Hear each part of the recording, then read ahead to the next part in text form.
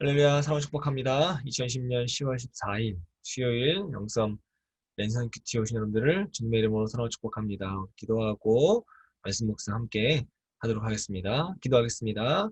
사랑과 많으신 하나님, 한 주의 중간 수요일 맞이합니다. 지칠 수도 있고 또 나른할 수도 있는 하나님, 수요일 주님께서 인도하셔서 활기찬 하루 되게 도와주시옵시고 밝은 하루 되게 도와주시옵시고 주님과 함께 동행하는 은혜의 시간 될 수 있도록 인도하시고 축복하여 주시옵소서. 오늘도 세상과 또 사람과는 대면할 수 없지만 하나님과 말씀과 대면함으로 내가 어떠한 사람인지 또 내가 어디서부터 왔는지 또 어디로 가야 하는지 어떻게 살아야 하는지 다시 한번 깊이 묵상하는 오늘 시간 되게 도와주시옵소서. 감사드리며 거룩하신 예수님의 이름으로 간절히 기도합니다. 아멘. 잘 지냈죠? 또 하루도 승리하는 수요일 되기를 주님의 이름으로 간절히 축복합니다. 감기 걸리지 않도록 조심하길 바라요. 오늘은 시편 24편 시작합니다. 네, 오늘 24편 1절에서 10절 말씀인데요. 다 묵상하지 않고 오늘은 제가 은혜 받았던 3절에서 6절 말씀 묵상 같이 하도록 하겠습니다. 물론 여러분들은 다른 절을 묵상하셔도 돼요. 더 은혜로운 말씀 있으면 그 부분을 더 집중적으로 묵상하시고 기도하셔도 되겠습니다. 오늘 3절에서 6절은 질문과 대답 그리고 약속과 재확인으로 구성되어집니다. 3절이 질문하고요. 4절에서 대답하고 그리고 5절이 약속하고 6절이 재확인되어지는 구성이 이 본문에 되어 있습니다. 3절에서 의문문 사용해서 누가 여호와의 산에 오르며 그 거룩한 곳에 설자가 누구인가? 라고 질문합니다. 여기 여호와의 소유가 되시고 또 여호와께서 거하시는 산을 의미하는 여호와의 산이라고 하는 이 표현이 여호와를 위해서 깨끗하게 구별되어져 있는 곳, 그 거룩한 곳이란 표현 모두 하나님의 언약궤가 있는 시온산을 나타내고 있는 표현입니다. 시온산이 왜 거룩한 곳이 되었냐면 시온산은 이스라엘 백성들에게는 성지입니다. 이집트에서 노예 생활하면서 자신의 처지를 한탄하면서 울부짖고 기도했을 때 하나님이 들으시고 이제 자신을 직접 나타나셨던 장소가 바로 신의 산이기 때문이죠. 떨기나무를 통해서 하나님이 모세와 대면하셨던 장소가 바로 신의 산이에요. 그러니까 이스라엘 백성들에게는 신의 산, 거룩한 장소, 여호와의 산이 됩니다. 본문으로 다시 돌아오면 여기 오를 자, 설 자라고 나오는데 쉽게 이야기하면 곧 하나님을 예배하는 자를 가리키고 있습니다. 즉 누가 하나님 앞에서 예배드릴 수 있는가라고 하는 의미가 깊은 것이죠. 그리고 하나님 앞에 설 수 있는 자가 하나님께 복을 받고 구원에 하나님께 의를 얻기 때문에 굉장히 중요한 일입니다. 구원에 하나님께 의를 얻는다? 인생에 있어서 이것보다 더 중요한 것은 없겠죠. 왜냐하면 하나님께 의롭다함을 얻는 자가 하나님과 교제할 수 있고요. 그로 말미암아 하나님이 허락하시는, 하나님이 주시는 복과 구원을 누릴 수 있기 때문에 굉장히 중요하다라고 이야기할 수 있습니다. 과연 누가 여호와의 산에 오르고 또 거룩한 곳에 설 수 있을까라고 질문을 했으니 이 4절에서 대답을 하겠죠. 4절에서 조건이 나오는데 세 가지 조건이 나옵니다. 4절을 보시면 첫 번째 조건이 손이 깨끗해야 한다라고 하는 것이죠.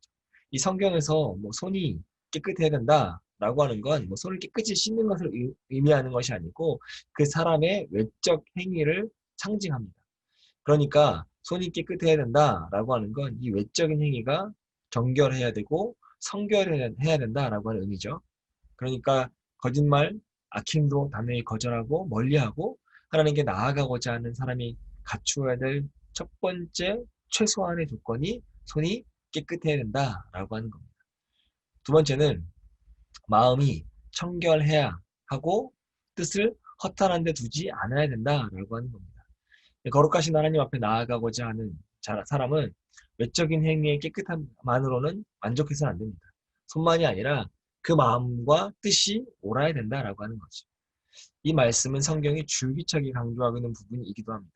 마태복음 5장 8절에 보면 마음이 청결한 자는 복이 있나니 저희가 하나님을 볼 것이요 라고 이야기합니다. 외적인 행위로만으로는 부족합니다. 외적인 행위로만으로는 바리새인들을 따라갈 자가 없거든요. 그런데 바리새인들이 칭찬을 들었나요? 아니죠. 책망과 저주를 들었잖아요. 그들은 마음이 외적인 행위와 달리 하나님으로부터 멀었기 때문입니다. 결국 이 외적인 행위 이상으로 중요한 것이 무엇이냐면 마음이에요. 하나님은 사람의 중심을 보시기 때문에 마음이 청결하지 않으면 하나님 앞에 설 수 없습니다. 마지막 세 번째는 거짓 맹세치 말아야 된다라고 하는 거죠. 앞에 두 가지 조건이 하나님과의 관계에서 갖추어야 될 조건이라고 하면 세 번째 조건은 보다 인간적인 관계에서 갖추어야 될 조건이라고 이야기할 수 있습니다. 즉, 거룩하신 하나님 앞에 나아가려고 하는 사람은 사람을 향해서도 신실해야 된다라고 하는 거죠. 잘못된 것을 옳다고 하거나 지킬 마음이 없으면서 약속해서 안 돼요. 잠언 12장 22절에 주님은 거짓말을 하는 입술은 미워하시지만 진실하게 사는 사람은 기뻐하신다라고 말씀하십니다. 특별히 이 세 번째 조건은 이 두 번째 조건의 마음의 청결과 밀접한 연관이 있습니다. 왜냐하면 사람이 이야기할 때 이 마음에 있는 것을 이야기하잖아요.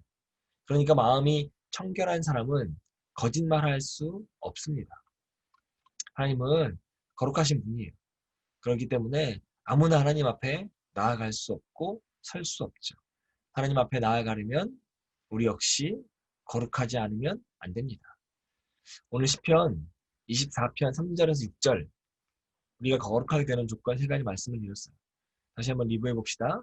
첫 번째, 외적인 행위가 깨끗하고, 두 번째, 마음이 청결하고, 세 번째, 거짓 맹세치 않는 것이죠. 우리가 거룩하다라고 하는 건 하나님과의 관계도 정결하고 거룩해야 하고 또 다른 사람과의 관계도 거룩하고 정결해야 된다라고 시편은 오늘 이야기해주고 있는 겁니다.